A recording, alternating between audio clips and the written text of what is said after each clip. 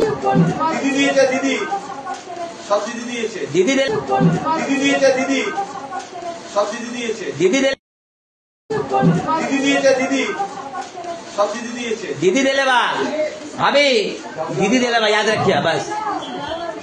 একটা লোক কনস্টেবল থেকে এসিপি হয়েছে, শুধু খিচুড়ি রান্না করে আর বাজার করে। এখন ডিসিপি, এখন এসিপি, ডেপুটি কমিশনার স্পেশাল, যাই হোক ডিসিপি এসিপি যাই হোক, 6টা আপনার পোস্ট ক্রিয়েট করা হয়েছে ওনাকে ওই জায়গায় নিয়ে যাওয়ার জন্য। এবং 30শে সেপ্টেম্বর রিটায়ারমেন্ট ছিল আপনার, তার আগেই তাকে আপনার এক্সটেনশন দিয়ে দেওয়া হয়েছে। স্বাভাবিকভাবে তিনি তো মমতা ব্যানার্জির সেবা করবেন। ভবানীপুরে মমতা বন্দ্যোপাধ্যায় আতঙ্কিত, কারণ বারবার আমরা বলছি যে উনাকে হারাবো, আবার নন্দীগ্রাম রিপিট হবে। তা স্বাভাবিকভাবে উনি এই সমস্ত চাকর বাকরদের নামিয়ে দিয়েছেন।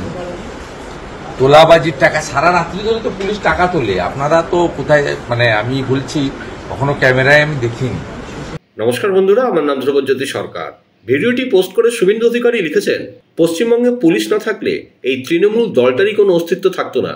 এটা আমি আগেও বলেছি, আবারও প্রমাণ সাপেক্ষে দিলাম। এসিপি শান্তনু সিনহা বিশ্বাস ভবানীপুরের 73 নম্বর ওয়ার্ডে মদন পাল লেনের শরৎ সংঘ ক্লাবে এসে পাড়ার মহিলাদের শাড়ি বিতরণ করছেন, সেই সাথে বলছেন দিদি দিয়েছে দিদি। এসিপি পদাধিকারী একজন পুলিশ অফিসার এটা কি করতে পারেন? এ রাজ্যে পুলিশ অনেক আগে থেকেই তৃণমূলের ক্যাডারে পরিণত হয়েছে। এখন তো এই অবস্থা যে ক্ষমতায় টিকিয়ে রাখার দায় এইসব পুলিশ কর্তার দলীয় নেতাদের চেয়ে অনেক বেশি, কারণ সরকার বদল হলে এদের অপকর্মের ফল এদেরকেই ভোগ করতে হবে। তবে ভবানীপুরের মানুষ বুঝতে পারছেন এটা সমাজসেবা নয়, ভোটের প্রস্তুতি চলছে। কিন্তু যতই বাটো তোলাবাজির টাকায় কেনা কাপড়, মমতা বন্দ্যোপাধ্যায়কে হারতেই হবে ভবানীপুরে। শুনুন আরো কি বললেন বিরোধী দলনেতা। সব তোলাবাজির টাকায় বিতরণ করছে, যাদের দিচ্ছে তারা ছবি তুলে এলওপি কে পাঠাচ্ছে, এলওপি এক্সপোজ করছে। আমার কাজ এটা। একটা এসিপি বলছে দিদি দিচ্ছে, এটা বলে দেবেন, এটা বলতে পারেন নাকি? উনি উনার রোজগারের টাকায়, বেতনের টাকায় দুর্গাপূজা আসছে। পশ্চিমবাংলায় তো চাকরি নেই, বাকরি নেই। একটা 250-300 টাকার কাপড়, একটা 400 টাকার তারপলিন, একটা 200 টাকার কম্বল, একটা 150 টাকার মশারির জন্য হুড়োহুড়ি করে লোক নেওয়ার জন্য। মানে এখানকার অর্থনৈতিক অবস্থা, পুলিশ ওয়েলফেয়ার বোর্ডের না ওয়েলফেয়ার বোর্ড তো মালুনগুলি। উনি ACP Kalighat, as well as Kalighat থানার আইসি।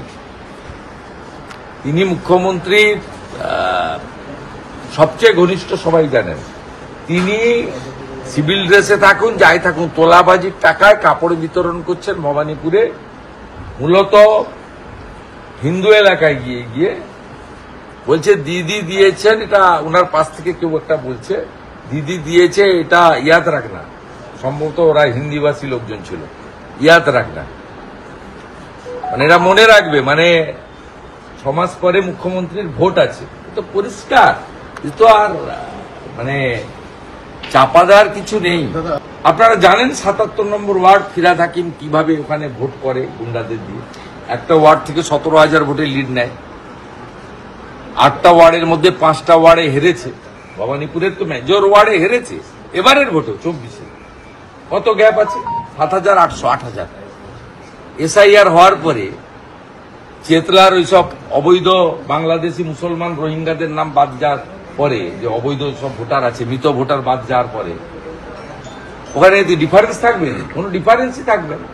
সেই জন্য উনি কখনো ওখানকার যারা বস্তিবাসী ভোটের জায়গা আছে তাদেরকে ওঠানোর চেষ্টা করেন।